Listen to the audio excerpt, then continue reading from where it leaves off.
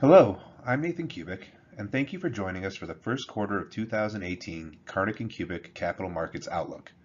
Today, we'll be discussing recent events, what we are currently observing in the financial markets, as well as a number of other noteworthy influencing factors moving forward.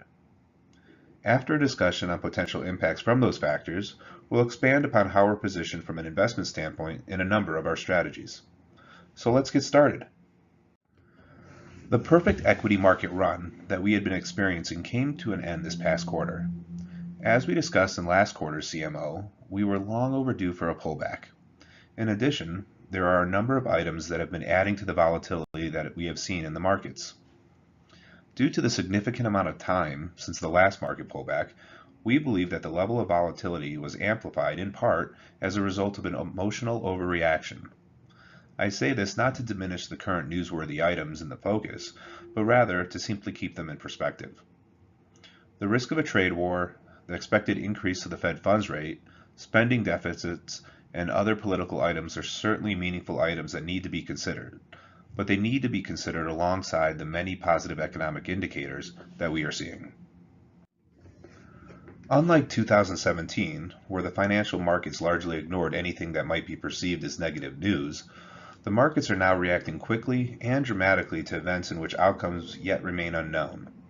I should note that overreactions to unknowns is actually quite normal when it comes to looking at historical reactions. With this volatility comes opportunity, and fundamentally, the markets do look significantly more attractive today. Not only are valuations more attractive, but consumer confidence and earnings expectations are at impressive levels. Additionally, the true impact from the tax reform is yet to be seen. Recently, international relations, and specifically our trading relationship with China, has overshadowed much of the positives in the markets. There has been a bit of a back and forth with China in recent days in regard to tariffs. Many of China's companies are owned by the Chinese government, and the country has limited our access to their markets. Additionally, China has enacted a practice of requiring U.S. foreign companies to share trade secrets in return for market access. The bottom line is that China doesn't play fair. And while this is not often discussed in the media, this is one of the underlying reasons for the standoff we are seeing today. While a trade war would certainly harm both countries, we find it unlikely that one will occur. Currently, the U.S. does maintain the upper hand in the coming negotiations. Currently, the U.S. imports about $505 billion from China.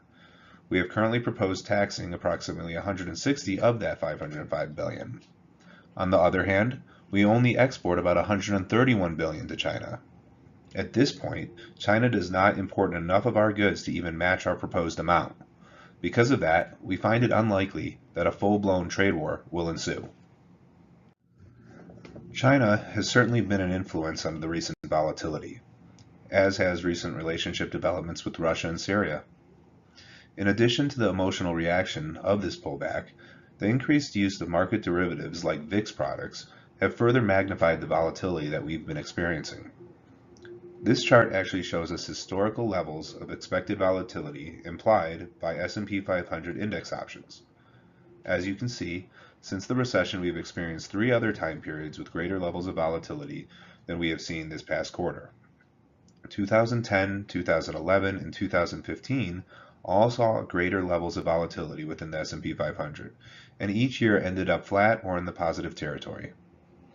It is important to take volatility in stride with all the other moving pieces of the markets.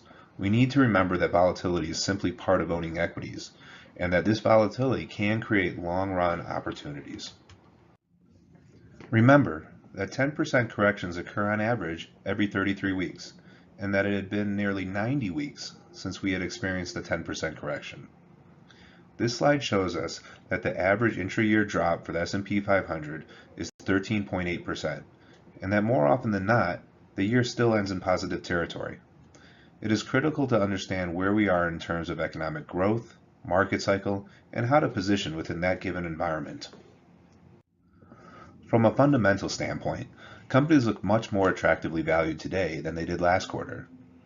This chart is one of the many valuation metrics we use, and it shows us the forward price to earnings ratios over time. If you remember from last quarter's CMO, we recognized that valuations were at relatively high levels, but had felt comfortable with those valuations.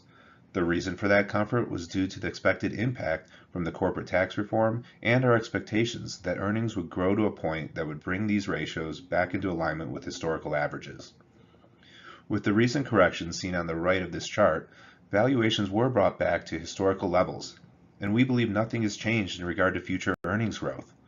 All else remaining the same, this combination makes us more optimistic within the equity markets. And we're not alone.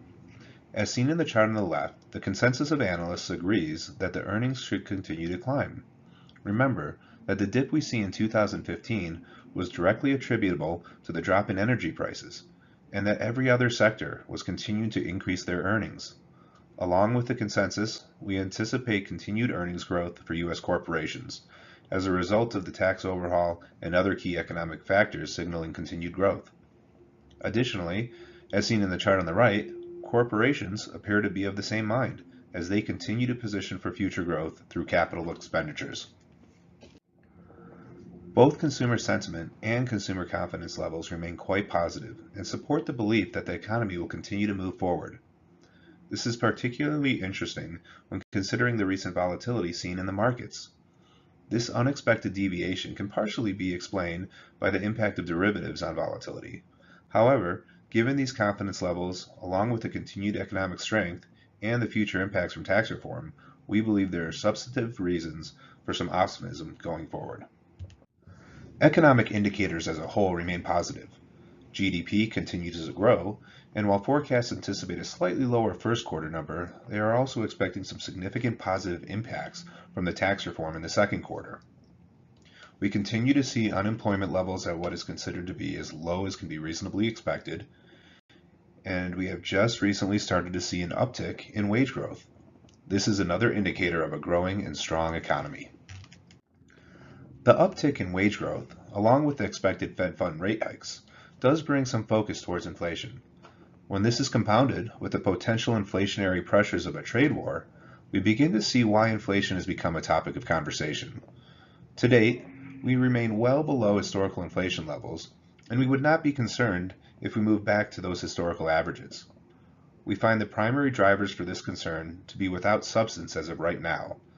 Certainly, inflation is a risk that we must always take into consideration. However, we find the modest anticipated Fed fund rate hikes and the likelihood of a trade war to represent relatively low risk exposures at this juncture. Of course, we are monitoring inflationary indicators closely, and will react quickly should these risk levels begin to shift in a meaningful way. Interestingly, the pullback in the first quarter did not result in the typical flight to safety of large value companies. Growth-oriented companies continued to outperform that of value companies, with large cap growth outperforming large cap value by 5.5% in the first quarter.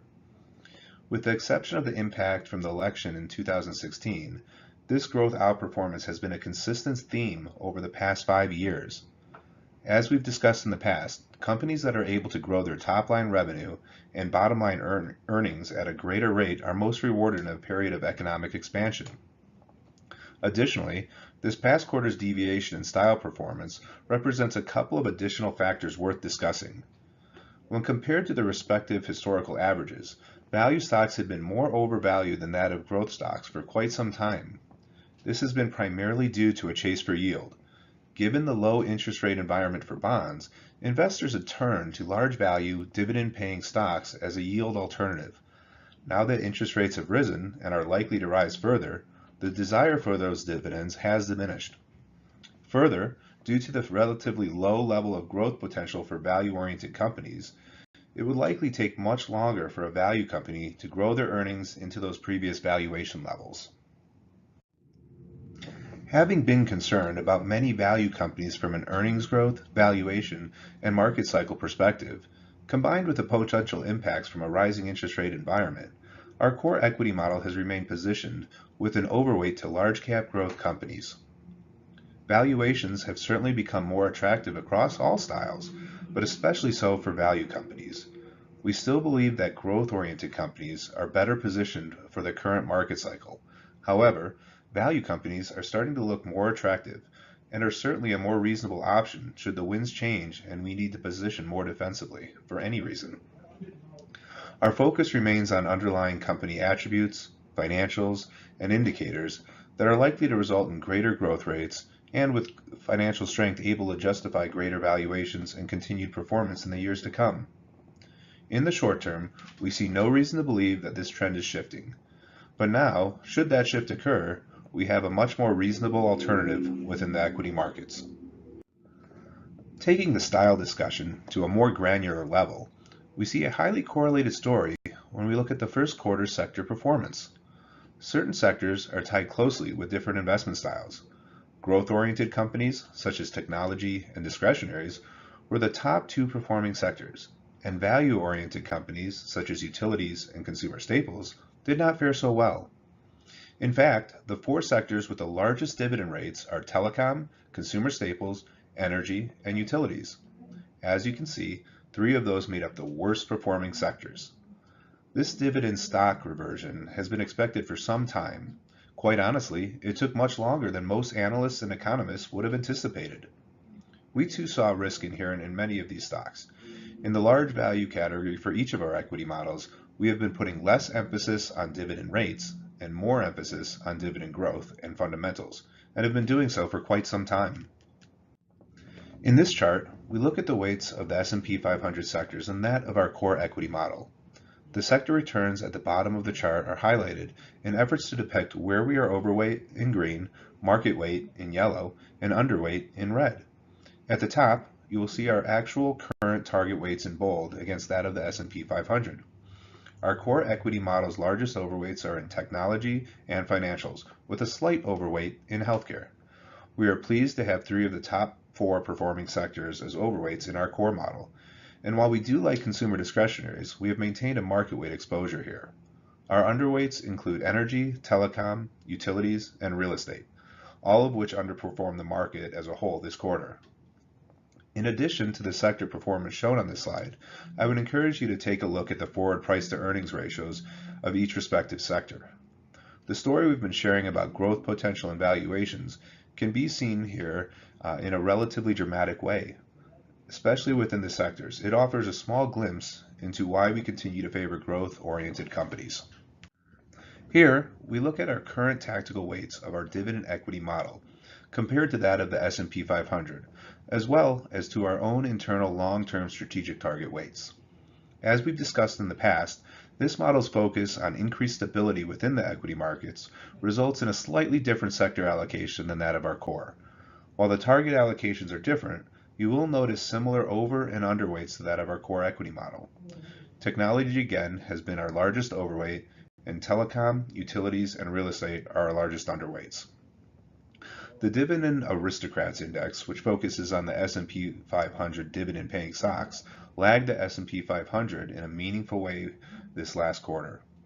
However, as mentioned earlier, while dividend payments are a factor in this particular model, our focus on dividend growth rather than dividend yield was successful in insulating this model from much of the dividend stock reversion. While we are not yet ready to shift this focus, valuations may reach a level that this may become a consideration. For now, though, and likely through the Fed funds hike, we will continue focusing on strong fundamentals and dividend growth. The interest rate environment has continued the trend we saw in the fourth quarter of last year. Not much has changed from an international perspective, but domestically we have seen a continued rise in the short end of the curve and an overall further flattening of the yield curve as a whole. It is expected that the Federal Reserve will raise the Fed funds rate 2 more times in 2018. As we mentioned last quarter, we believe it unlikely that the yield curve would invert. Instead, we expect the rate hikes to push the entire yield curve higher and offer more attractive bond yields. The economy continues to gain momentum, which should encourage a higher interest rate environment. With the yield curve being relatively flat, there is not reason to take on any additional interest rate risk by extending bond durations. Instead, we are now being rewarded at a greater rate to be patient and wait for rates to move higher. While bond investors have good reason to be patient, bond issuers have good reason to lock in longer-term bonds at lower rates than what we expect following the rate hikes. Similar to a homeowner locking in a longer-term mortgage when rates are low, bond issuers have been taking advantage of the low interest rate environment that we have been in. This can be seen when looking at the gray line in this chart, which represents the average duration for the U.S. bond market. As you can see, U.S. bond issuers have extended their duration rather significantly over the last several years. This, combined with the corporate capital expenditures, could be seen to imply that they too have confidence in where the economy, and thus the markets, are heading. In conclusion, while we have entered a time period of increased volatility in the financial markets, we do feel cautiously optimistic about where we are economically and where we believe we are headed. Market corrections, like the one we just experienced, are inherent in the stock market, and the occurrence should not have been terribly surprising. While timing a correction is not possible, corrections often present opportunities that may be taken advantage of. While we are always positioned to react to shifts within the markets, we believe that the U.S. markets continue to be stronger than the rest of the world and that the items we've discussed today indicate continued economic growth. We are continuing to position our portfolios in effort to reduce downside risk exposures with the intention of maximizing your risk-adjusted returns. As always, thank you for placing your trust in us, and please reach out to us if we can provide you with any additional information or clarity on the information presented. Take care, and we look forward to speaking with you soon.